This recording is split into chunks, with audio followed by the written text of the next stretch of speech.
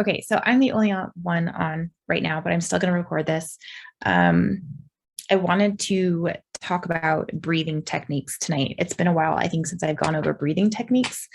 Um, and there's two things that I want to talk about. One of them is bracing, and the other one is when to breathe in and when to breathe out, depending on what it is you're doing. The first one is bracing. So whenever you're doing any type of workout, whether it's strength training, even if you're doing like high intensity movement, like, burpee, there is ways to brace and breathe as you're doing a burpee, even though I think sometimes when you do a burpee, it feels like you can't breathe or catch breath. But even if you're doing body weight movements and you're moving quickly, there is a way to breathe. There's also a way to brace your core to make sure that you are engaged and that you're not going to injure yourself. So the first thing is whenever we brace, I'm just going to cover one thing when we talk about bracing is when you take in breath, okay, you're going to take it and you're going to fill your belly with air. So if you've ever seen weightlifters wear a belt, weightlifting belt, is to help kind of brace their core, but also it helps protect their spine. So we were given a natural belt, so to speak. If we can brace correctly, then we can help protect our spine.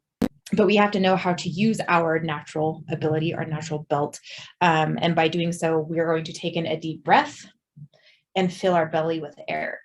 And it takes practice. But a lot of people, whenever they do a heavy lift, they take in a deep breath, but they hold it in their lungs. Ideally, when you take a deep breath, you want to hold it in your belly. And imagine like you're pushing out through your obliques and through your front.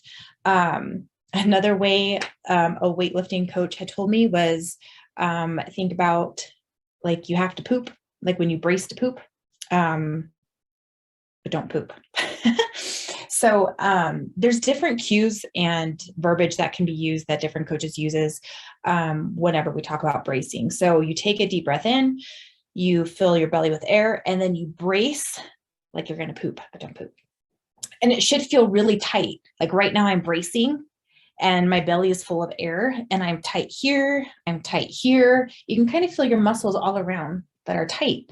If you're relaxed, then you're just kind of poking, at your skin and it doesn't feel like it's braced at all. It's just soft, right? So take in air, fill your belly, and then brace down and then poke. And you can kind of feel like it's firm all around, okay? So that is protecting our spine and it should feel firm here and all the way in front. That actually helps protect our spine. So another thing that you want to do, let's say we're doing an overhead movement. A lot of times when people do overhead, they press and they arch their back. You probably can't see very well with my sweater, but they arch and they press. Ideally, you want to think about pulling your rib cage down. So if you're bracing correctly, you will not be able to open up your ribs, okay? So think of it, this is neutral, okay? If I'm not bracing correctly, I have this big open space, which means that it's arching here, which puts a lot of pressure on your spine. So what we want to think about is bringing our rib cage down, okay, and together. We don't want to open, we want it down. So when we brace, we're going to fill in our belly with air again, and brace, and then press overhead, okay? So our shoulders should be doing all of the work, and we shouldn't be relaxed and pressing. A lot of times if we're pressing heavy weight overhead, we want to press out, but we end up sticking our butt out and arching. It means we're not bracing here. So next time, if you're doing an overhead lift, or even if you have dumbbells or anything, just pay attention. How are you moving? Are you opening up your rib cage? Okay. Or is it neutral and braced correctly? So that's just kind of a quick rundown on bracing and making sure that your rib cage is down. Ideally, whenever you do a movement, no matter what movement you're doing, even like if you're bench pressing, you want to think about rib cage down and not flaring. We don't want any flaring. Okay. That just makes it is a validation that we are bracing correctly. Breathing when we're doing any type of work, even something as exhausting as burpees, there is a way to pace your breathing with your work. And the easiest way that I have been told to breathe is to breathe on the work. Anything that is hard work, you're breathing out. And when you're doing the easier part of the work, you're breathing in. So for an example, if we were to do a shoulder press, the hardest part of a shoulder press is when the weight gets heavy and trying to push it up. The up is the hardest part. So we're going to breathe out. We're going to take in breath and brace. And then we're going to go and then breathe in.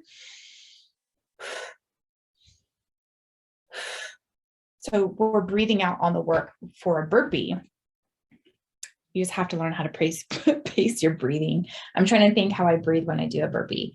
I think I breathe in when I go down and I breathe out when I come up. I think is usually how I do it. I take air in as I'm going down into my burpee, and then I breathe out as I'm coming up from my burpee. That might be different for you.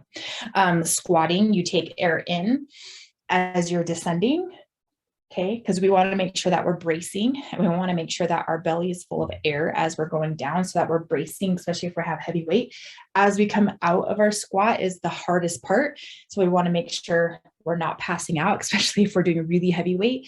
You come down, and then as you come out, you're slowly letting your air out. Take air in.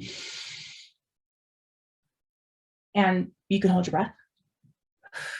But some people, you hold your breath as you go down. That's why I say don't hold your breath on the way back up, because you could pass out if you're doing really, really heavy weight.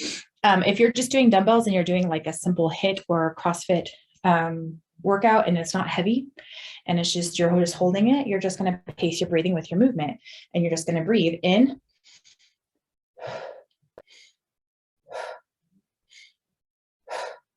That's how I breathe as I'm squatting. Same for push-ups. You breathe in.